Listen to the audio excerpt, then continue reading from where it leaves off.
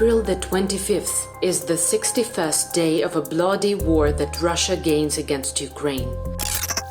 The morning of April the 25th began with an air raid alert across the country. Soon it became known Russian troops shelled 5 railway stations in the central and western Ukraine. 5 people were killed and 18 were injured. This was the consequence of missile strikes on the railroad junctions of Zhmerinka and Kozyatyn in Vinnitsa region. Enemy missiles also struck in the Rivne region. The important railway station of Zdolbuniv was hit. Vitaly Koval, head of the Rivne Regional Military Administration. Жертв немає. Один працівник має невеликі ушкодження. Також пошкоджені 20 прилеглих будинків, розбиті вікна та дахи.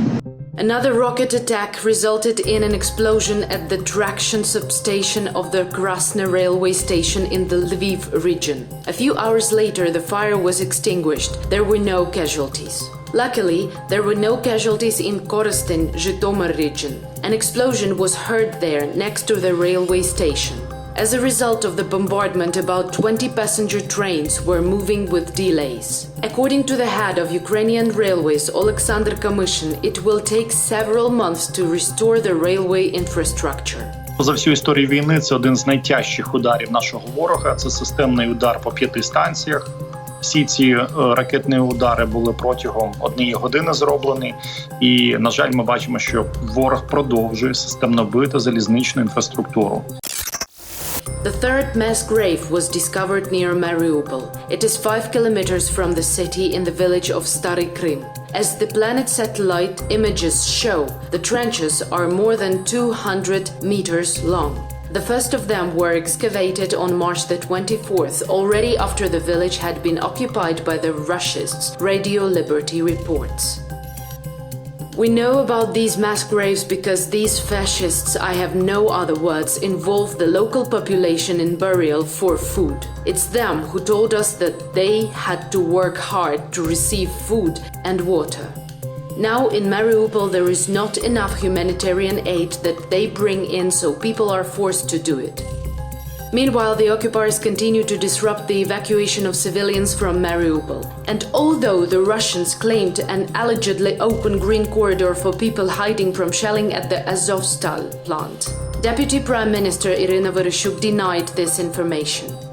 It is important to understand that the humanitarian corridor is opened by the agreement of the two sides. The corridor, announced unilaterally, does not provide security, so, in fact, it is not a humanitarian corridor. They don't let people evacuate but deport them instead. According to Petro Andrushenko, advisor to the Mariupol city mayor on Easter, April the 24th, the occupiers took 149 Mariupol residents to Russia. 23 of them were children. Unsatisfying news also appears in Kherson, a region in the south of Ukraine. Occupiers have seized the building of Kherson's mayor's office, Mayor Igor Kolekhayev reported. Tonight, armed men entered the building of the Kherson City Council, took the keys and replaced the guards with their own. I left at 1945. The Ukrainian flag was still over the city hall. The mayor promised to give more details later, and he added that he was staying with the community. Orphans in Kherson are in danger. This was reported by the Ukrainian Parliament Commissioner of Human Rights Lyudmila Denisova. 58 orphans and children deprived of parental care have been hiding in the basement of the local church for over a month. 10 of them are aged between 4 months and 1 year. The rest are under 4 years old, including children with disabilities who need special care and treatment. Denisova called for the urgent evacuation of the children and made sure that a safe place for them had already been found. The main thing is to open a humanitarian corridor. Russian invaders continue to shell the Kharkiv region. This is a region in the north of Ukraine that borders the aggressor's country. Residents of Dergachi and nearby villages suffered from the shelling of the occupiers. The Russians fired artillery at the streets and residential buildings. As a consequence, 3 civilians were killed, 1 person was injured. This was reported by the head of the Kharkiv Regional Military Administration, Oleg Sinegubov. Later, it was revealed that the shelling was carried out in the village of Zolochiv. A 72-year-old woman who was outside during the shelling was killed. 2 other civilians were wounded. 8 residential buildings were damaged. Once again, the regional center of Kharkiv was also hit. The occupiers are shelling the local Saltivka district almost daily. У нас страждають типово виключно житлові райони, густонаселені райони міста Харкова, де немає жодної ані військової інфраструктури, ані військових баз, стратегічних якихось заводів, там підприємств тощо. This time a shell hit a 12-story building. A fire broke out. Rescuers extinguished the fire, which engulfed the apartments on 2 floors. There were no dead. However, 1 resident was injured and hospitalized. Without electricity, water and gas, this is how the border Luhansk region now lives.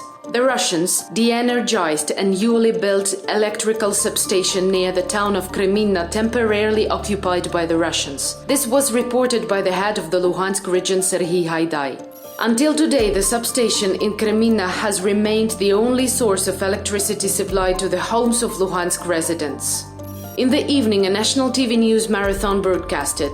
Severodonetsk and its suburbs are already partially supplied with electricity. However, when asked by the presenter about other locations, Serhiy Haidai said, Там настільки вже все розстріляно, що нема до чого просто приєднуватись, на жаль. Also, the head of the Luhansk region reported that almost the entire region was left without water, and there are big problems with gas supply in Lysychansk due to an enemy shell hitting a gas pipeline. My world was destroyed by a Russian missile. This is how Yuri Glodan from Odessa describes his life today to BBC journalists.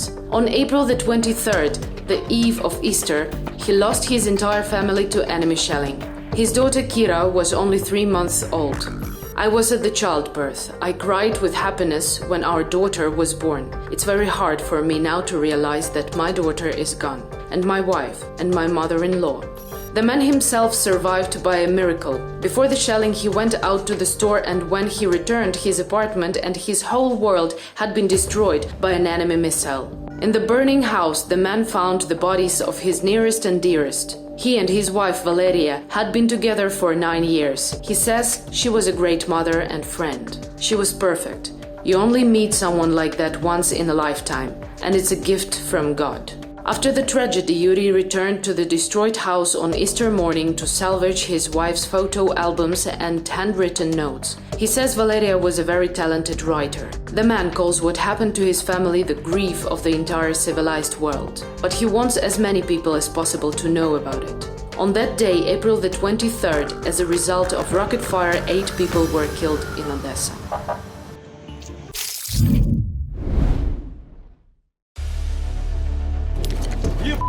Де знайти безпечне місце, коли твоє рідне місто у блокаді? В звичайному житловому будинку? Ні. В лікарнях або в школах? Третья больница, Мариуполь. Роддом. Ні. В театрі. У самому серці міста?